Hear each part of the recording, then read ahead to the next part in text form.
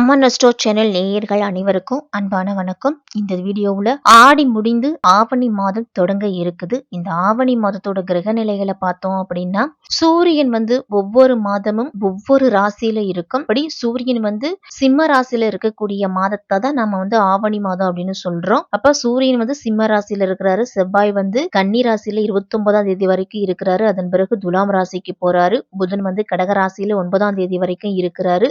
அதன் பிறகு சிம்ம ராசிக்கு போக போறாரு. சுக்கிரன் மிதுன ராசியில 5ஆம் தேதி வரைக்கும் இருக்கிறாரு. அதன் பிறகு கடக ராசிக்கு போறாரு. குரு மிதுனத்திலையும் சனி பகவான் மீனத்துல வக்ரம் பெற்று செஞ்சிருக்கிறாரு. ராகு கும்பராசிலையும் கேது சிம்ம ராசியிலையும் இருக்கிறாரு. இந்த ஆவணி மாதத்துல சுப நிகழ்ச்சிகள் அதிகமா நடக்கும். அதே மாதிரி விநாயகரை எந்த காரியம் நம்ம தொடங்கணும் அப்படின்னாலும் விநாயகரை வழிபட்டுட்டு தொடங்கணும். இந்த ஆவணி மாதத்துல விநாயகருக்கு உகந்த விநாயகர் சதுர்த்தி வரப்போகுது. இந்த ஆவணி மாதம் சிம்ம ராசிக்கு செல்லக்கூடிய சூரியன் 18 ஆண்டுகளுக்கு பிறகு கேதுவோடு இணைகிறாரு. சூரியன் ஆட்சி பெற்று சிம்ம ராசியில் செஞ்சிருக்கிறது வலுவான நிலையில இருக்கிறாரு.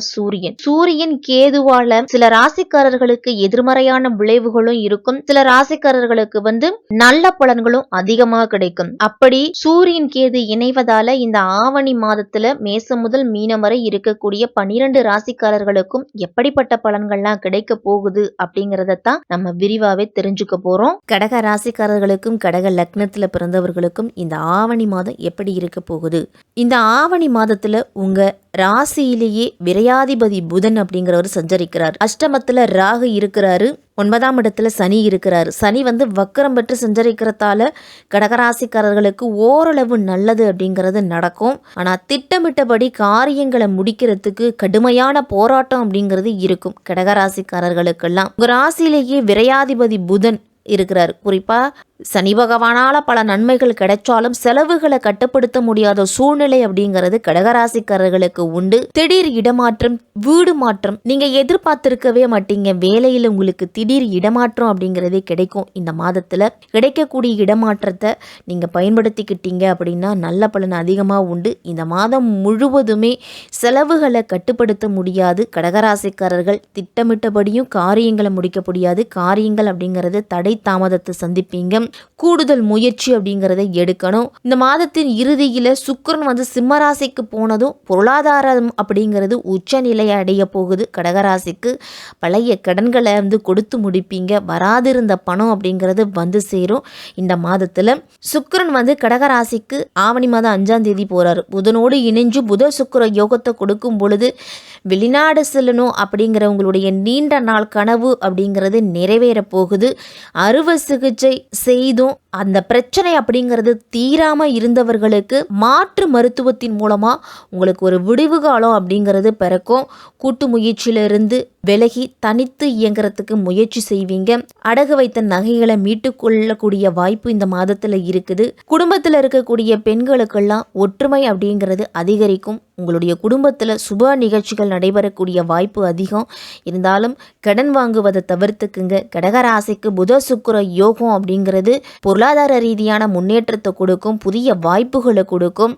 உங்க ராசிக்கு 3ஆம் இடத்துக்கு 12ஆம் இடத்துக்கு அதிபதியான புதன் தனஸ்தானத்தில் இருக்கும் பொழுது உடன் பிறப்புகளால் உங்களுக்கு செலவுகள் அப்படிங்கிறது வரும். முடிஞ்ச வரைக்கும் அவர்களுடைய கடன் சுமையை குறைக்கிறதுக்கு நீங்கள் வழிவகுத்து கொடுப்பீங்க.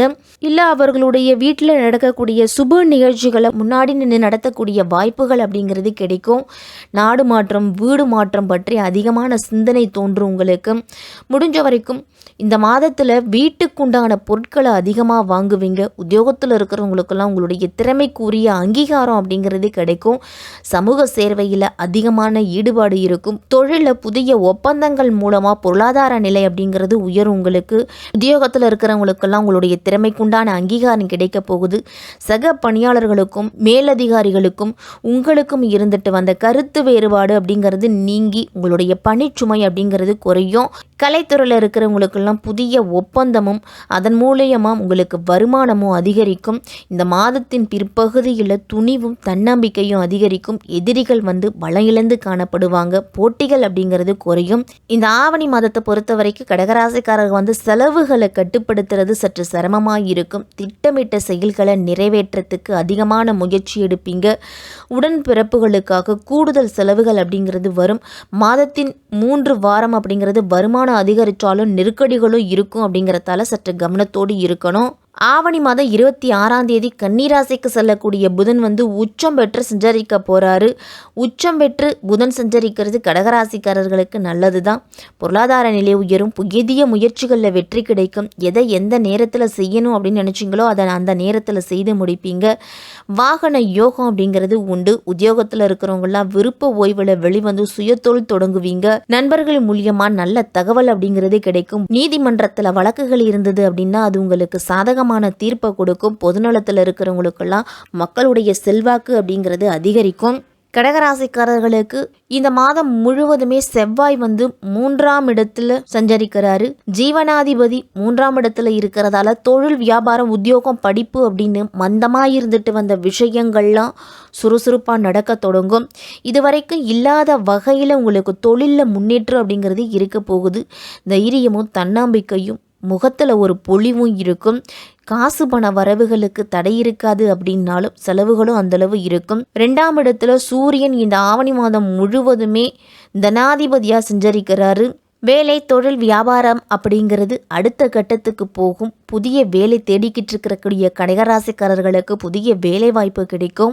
ஒரு தொழிலை தொடங்கணும், அது ஒரு அடி எடுத்து வச்சா 10 அடி சறுக்குது. கொஞ்சம் தைரியமாகவும் நான் இல்லை அப்படின்னு நினைக்கிறவங்கலாம் இந்த ஆவணி மாதத்தில் தைரியமாக உங்களுடைய தொழிலை தொடங்கலாம். புதிய கிளை நான் தொடங்கணும் அப்படின்னு அதற்குண்டான முயற்சியில் ஈடுபட்டு இருக்கின்றவர்களுக்கு அந்த முயற்சியில் நல்ல முன்னேற்றம் இருக்கும். போட்டியாக இருக்கக்கூடிய வியாபாரிகள் எல்லாமே உங்களுக்கு வந்து நண்பர்களாக மாறுவாங்க. உத்தியோகத்தில் இருக்கிறவங்களுக்கு பதவி உயர்வு, சம்பள உயர்வுலாம் கிடைக்கும். இந்த மாதம் குடும்ப வாழ்க்கையில் இணையாதவர்களுக்கு குடும்ப வாழ்க்கை அப்படிங்கிறது அமையும். பிரிந்து வாழ்பவர்கள், விவாகரத்துக்காக காத்திருப்பவர்கள் கூட பிள்ளைகளுடைய எதிர்காலத்தை நினச்சி ஒன்றாகக்கூடிய வாய்ப்புகள் அப்படிங்கிறது கிடைக்கும். இந்த ஆவணி மாதத்தில் குடும்ப வாழ்க்கையை பொறுத்த வரைக்கும் இந்த மாதம் ஓரளவு சிறப்பாக இருக்கும். கணவன் மனைவி உறவும் சிறப்பாக இருக்கும்.